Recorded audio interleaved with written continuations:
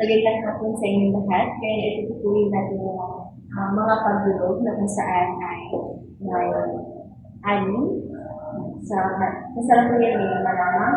At ngayon ay ang teorya ng talang buhay na isang tula na isinulat noong panahong kontemporaryo dekada ng 90. At ito ay kasama o kabilang sa naturalismo pagdulog na pinag-usapan natin noong nakaraan. Ngayon ay ipagpapatuloy natin ang naturalismo pagdulog. At ang bahay kalagbuhay na isinulat si Sergio at Bautista na kung saan ay pinapakita ang realidad ng kahirapan sa atin.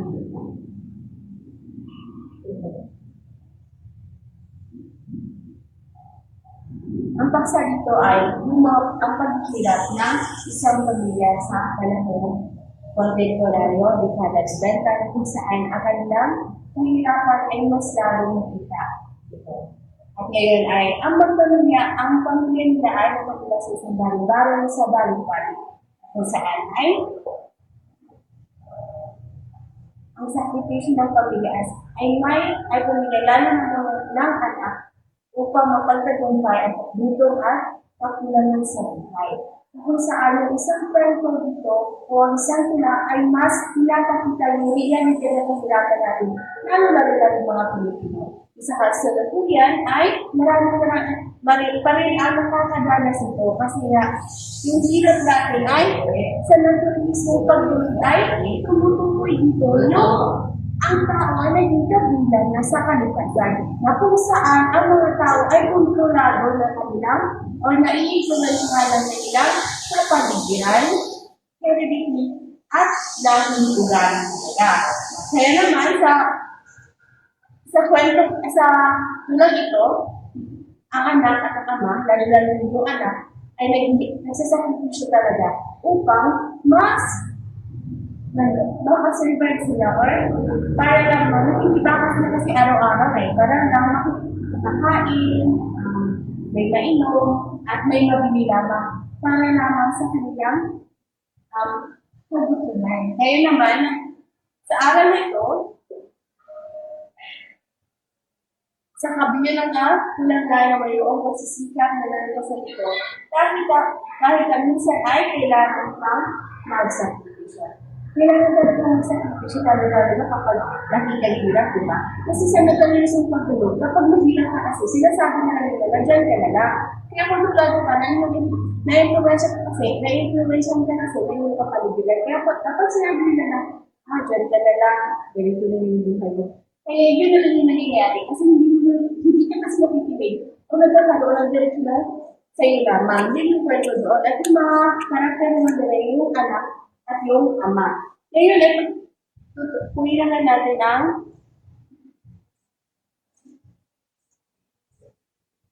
existentialismo pagtulog. Ang existentialismo pagtulog ay kabaliktaran ng naturalismo pagtulog. Na kung saan ang naturalismo ay kontrolado, samantalang ang existentialismo pagtulog ay hindi na kontrolado. Na kung saan ay ang mga tao ay may freedom o kalayaan na gawin ang mga gusto nila at may sarili silang desisyon kung saan nakafocus ito sa utak o isip ng isang tao para mag-desisyon at gawin yung mga bagay na dapat nilang gawin. Hindi lang sila nakatulad sa naturalismo pagtulog na kung saan ang naturalismo ay nai-influensyahan dapat sila ng kanyang kapaligiran. Kaya, nahihila sila. Samantalang yung existentialismo pagtulog ay may sarili ng desisyon at hindi sila mabilis na nai-influensyahan ng kanyang paligid. Kaya, kabilang sa kanila dito ay yung mga naaangat sa kanilang buhay. Kasi nga, may sarili silang desisyon o sa English pa ay mga restrictors sila. Kaya naman, napaka-important talaga na malaman natin yung mga pagdulog. Ngayon ay ipagpapatuloy ang existentialism pagdulog ni Ginoong Jose. So, alam nyo na ang existentialism pagdulog, no? Kasi sa naturalismo pagdulog. Mga bayan naturalismo pagdulog, kasi ayaw sa kontrolado sa ating malimunan sa kapaligiran. Pero yung existentialist ng pag-iwan ay hindi parado sa lipunan. So ito ang halimbawa ng existentialismo pag-iwan. Kaya ito si Ama, ang Ricardo M. Reyes, na pinanganak noong 1936.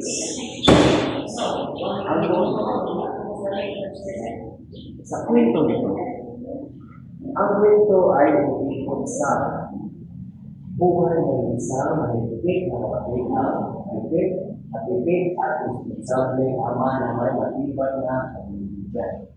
So, gaya ng nung discuss ka kanina ni Shairano na existentialismo kita na ito ang mahigpit responsable na ama. Hindi na siya ang existentialismo pagulong. Okay. Pinakita ang kanyang pagiging disiplinado sa pamilya, hindi pagka sa trabaho at walang dapat harapin ang may pagiging pagsisita. Nakita na natin sa Pilipino sa buod niya, nakita na ang existentialismo. Wala dito isa na dito disiplinado sayang sa pamilya, paniniwala na dapat harapin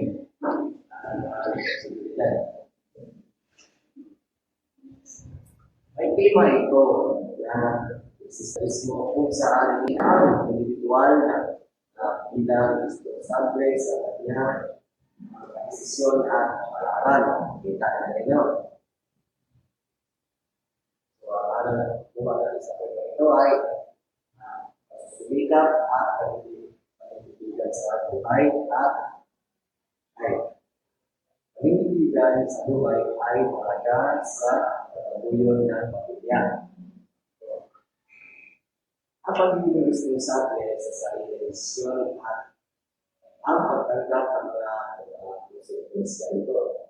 Ang halaga ng inobasyon at kasipagan ng pag-aabot ng magandang kinabukasan.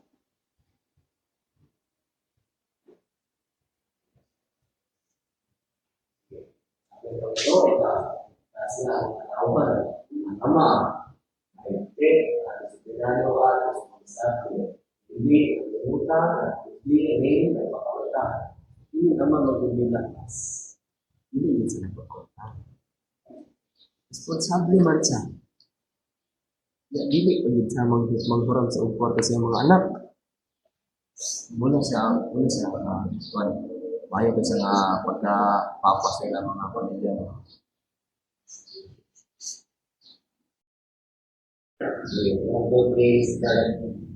Yun na naman ang mapamahal at mapawain susunod sa desisyon ng ama. Si Ate Marie, iyasin mo na di ko hindi mga anak na natuwa sa trabaho ng ama. Hindi naman si Inko, ama ng ina, asawa ng ama, na nagalit dahil sa pagpapakasal ng walang dote. So, sa maling dote na sa English na tingin ang dowry. So, wala na sa ginataga ng dowry ang patawag pagpapakasal sa ama sa ina. So, wala sa ginataga ng baka walinta, baka walinta na sa akal.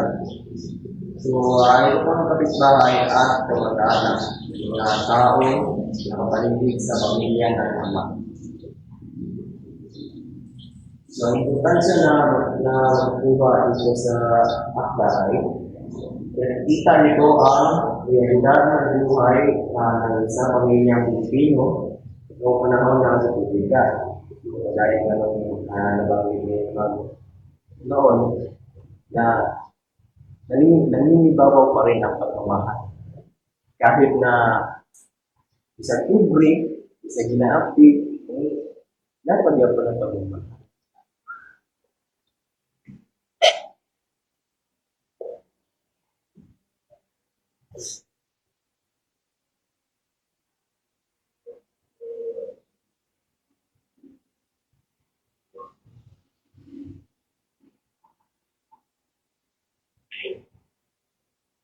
Pinapahalagahan ang esensyalismo pananaw sa buhay kung saan ang tao ay umuubog sa sarili niya kapalaran.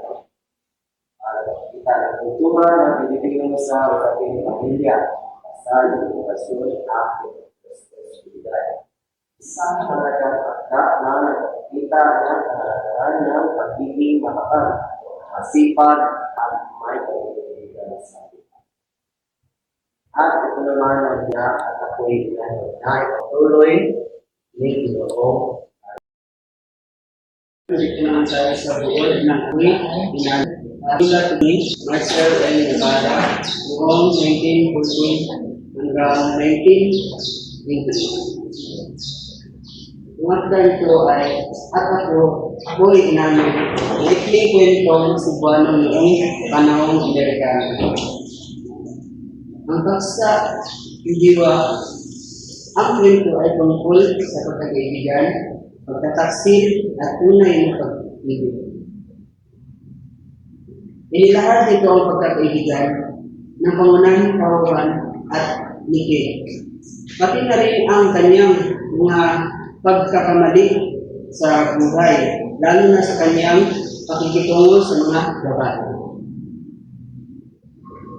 Ang aral na makukuha ang maling pagpapahalaga sa mga bagay at relasyon ay maaaring humantong sa pagsisisi.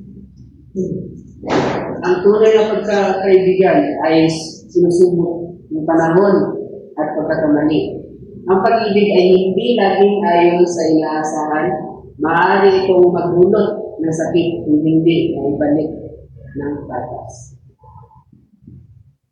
At ang mga tao nito ay ang nagsasalaysay si Loloy, isang manunulat na may hinaan sa mga babae na naging malapit na kaibigan niya. Si Kid, matalik na kaibigan na nagsasalaysay, isang taong may panindigan ng buhay at nais siyang pag-uwi. At sa Pipita naman ay nakabatang kapatid ni Kid na umibig sa nagsasalaysay. Iba pang babae, sila Sonia, Esther, Faith, Prospera, at Isa. Mga babaeng nakarelasyon o naging biktima ng pag-ibig ng nagsasalaysay. So, ang importansya ng akda, isa itong pabuluhang akda ng politikan. Pinagpalitan ng Cebuano na nagpapakita ng kaugalian at pananaw ng mga Pilipino sa panahon ng Amerikano. Ipapakita ito ng psychological at emotional na epekto ng maling desisyon sa buhay at pag-ibig. Isa rin itong introspection sa kahalagahan ng katapatan, pagkakaibigan at pagsisisi sa mga nagawang kasalanan. Dito naman tayo sa bakit nabuan ng impact ng Rio. Ulani Iyuti, Antonio Mundo. Bakit nabuan ng impact ng mundo ay isang makapangyarihang paglalaan na masasayan ng paglalaan ng mga katotohanan Pilipino laban sa panahon pagsapot ng pag-ating kapilitang pagbabago ng kanilang mga lupain ng ilalim ng rehiling diktadura. Yung pagpatuloy ito ni Binibini Angelo Velasquez.